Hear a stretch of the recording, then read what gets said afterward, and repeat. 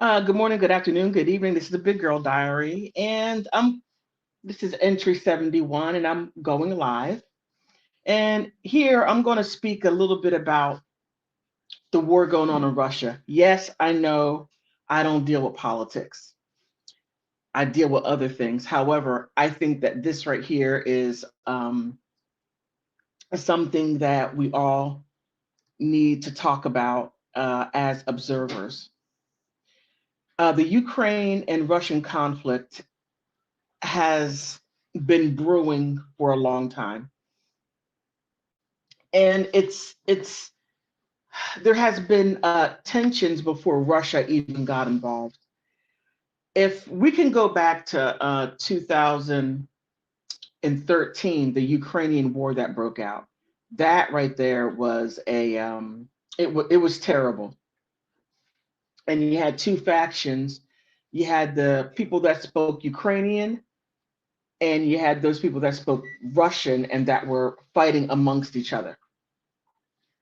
It was it was a hard thing because I remember it like it was yesterday. And now the fighting has gotten so bad to where oh my goodness, was it Belarus? No, Donbass. There's a country right above the Ukraine, and they were like not like they were able to calm things for a little bit, but now it just got out of hand to where Russia start putting their troops on the side on the border because of the fighting that was going on within the Ukraine. And before I even get into that, let's look at the makeup of the political aspect of the Ukraine, because you have three factions. And I'm going to use these terms because they're the terms that I'm familiar with, but I hope that they would translate well dealing with the Ukrainian conflict. You have those people that I will call liberal, who are pro European, anti American. They made that very clear. Then you have the middle of the road. And then you have those people that, well, I would say, conservative, pro Russian.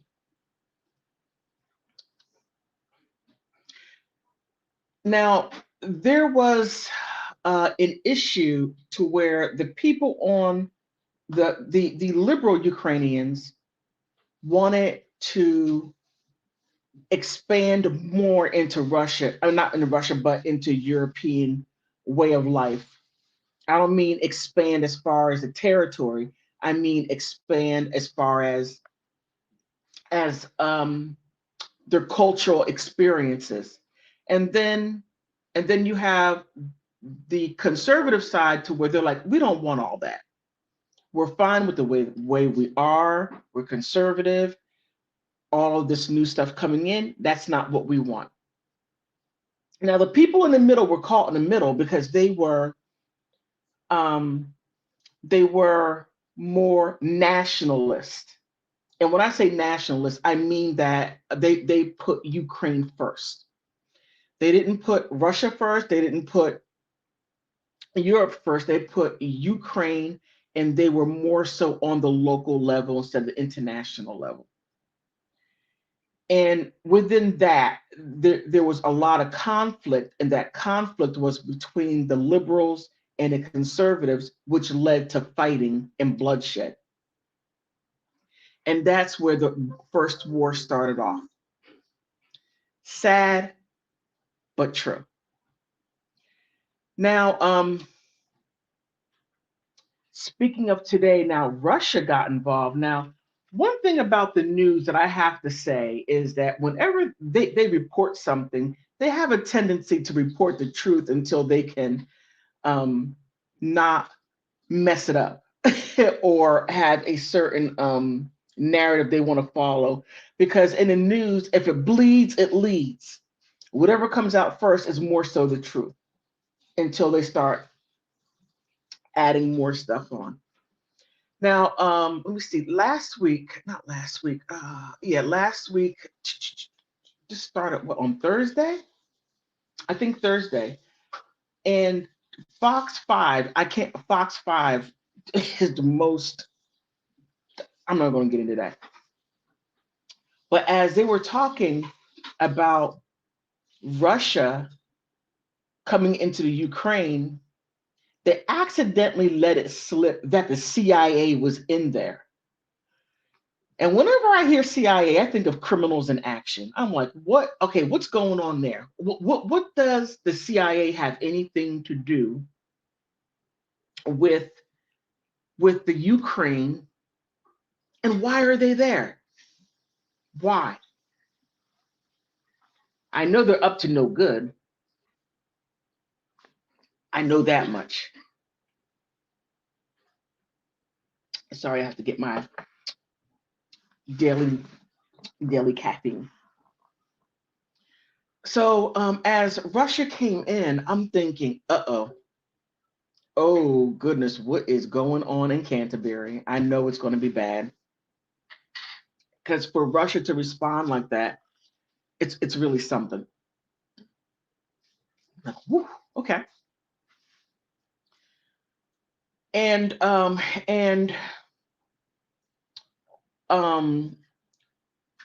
Vladimir, I know I'm messing his name up. Vladimir Zelensky, the president of the Ukraine, he is he's doing the very best he can under these circumstances because he wasn't groomed to be a politician because he was an actor before he became a politician.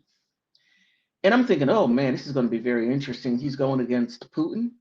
Putin has been a career, he has been in this since the KGB, since I don't know, the dawn of day. And yes, that's hyperbole. Forgive me.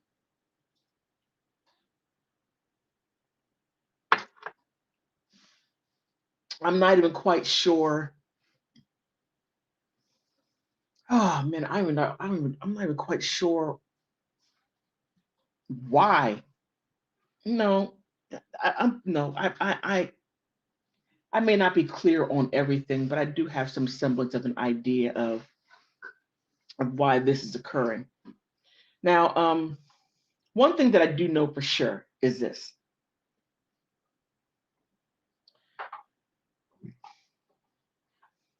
The Ukraine depends on Russia for its and also the other nations, the European nations and Turkey and even China are are relying on Russia as far as the oil and the natural gas.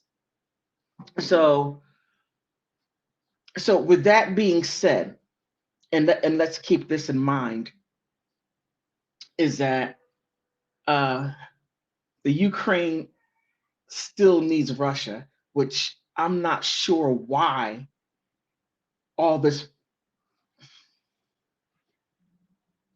I'm not sure why that they went as far as they did.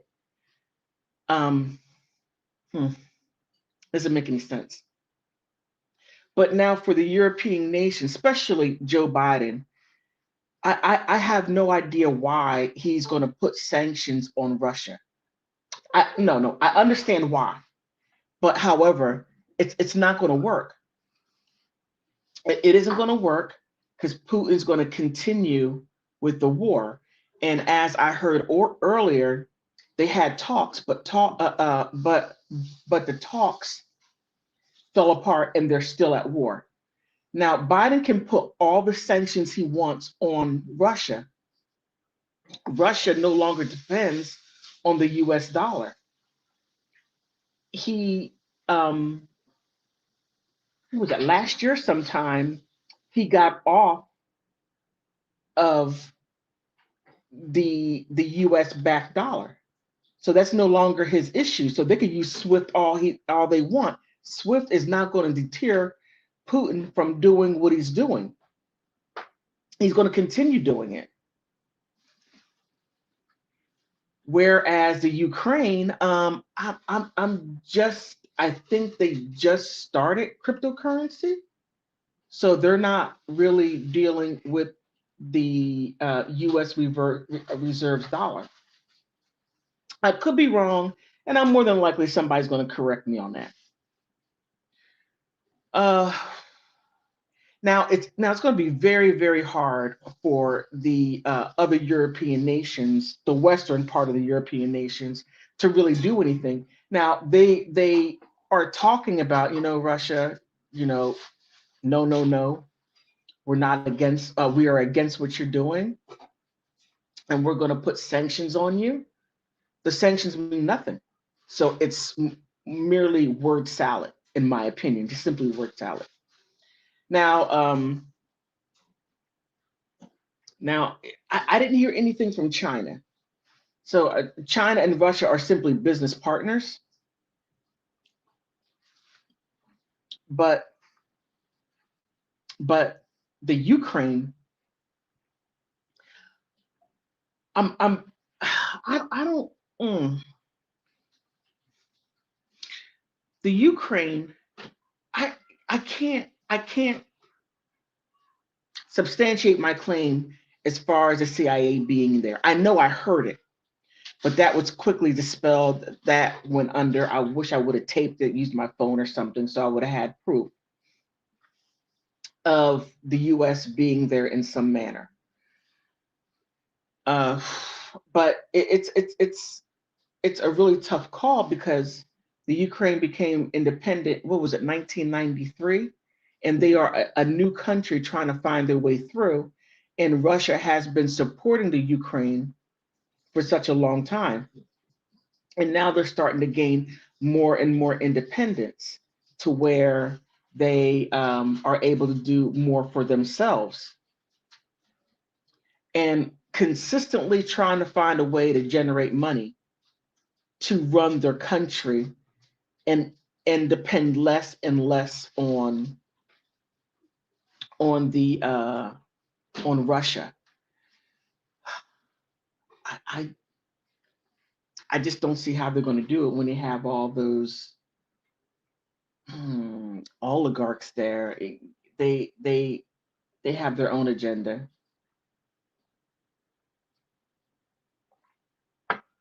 and it's interesting how the president became president. I mean, we have our Donald Trump, our former president Donald Trump, the former president, what's his name, Ronald Reagan. They were actors. Hmm, something about actors, but it's going to get much worse before it gets better. Much worse. I feel very confident in saying that. And and give me a moment while I look into, because there was a lot of the world leaders of the United Nations were condemning Russia for going into Ukraine, and now they're close to the capital of taking that over. So once they hit the capital, it's done. The Ukraine falls back under Russian Russian territory. But someone said to me, and I thought it was quite interesting. It was an interesting aspect, or an interesting look about saying that if the West, or the liberal Ukrainians and the conservative Ukrainians, if they were not able to come to some sort of understanding, why not just take the country, split it in half, let the western part be westernized, and let the eastern part stay conservative? And I thought, well, that's an interesting idea, but I just don't see if Ukraine wants to split. They just became a sovereign nation just less than 30 years ago, and then they split again because they can't get along. Oh, and here's another thing. This is something that I know I'm going to take a small little detour, but still on the same topic. Um, the African nations are trying to get their citizens out of the Ukraine, and it's very interesting how they're being treated. Now, those of us people in the U.S. that have been born and going through all the horrible things throughout the centuries, dealing with the export of racism. um,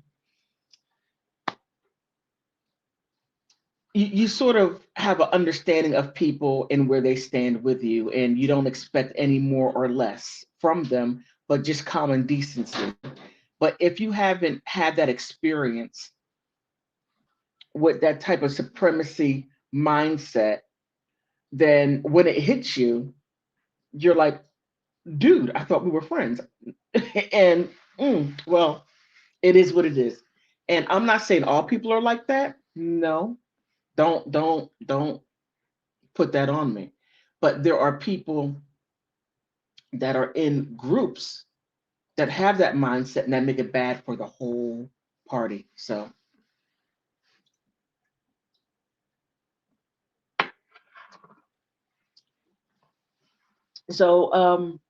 I think this is a very horrible situation.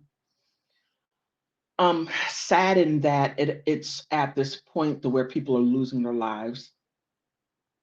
It's sad that the African nations cannot get their people out. And it's sad that Poland is not opening up their doors, or the other countries are not opening up their doors to the African people to where they can just get some semblance of decency to allow them to go back home, which I think it's horrible in itself. And it doesn't shed a good light on a situation that's going on over there. And I will say, shame on you. That is not good. You don't treat any human being like that. Yes, Ukrainian lives do matter. Yes, they do. But when you have guests in your country and you treat them in such a negative light and you treat them horribly like that, then people are going to look at you kind of sideways. Yeah, and it's not good. And however, on that note, I just wanted just speak a little bit on it. And yes, I am going off of what I normally would speak about. And I'm going to end with this. Um, if you disagree with me, write something down there, which I'm pretty sure many of you will disagree with me, and that is okay. I'm just taking the facts as I have learned them. Um, like, subscribe, but mostly I want to thank you for stopping by.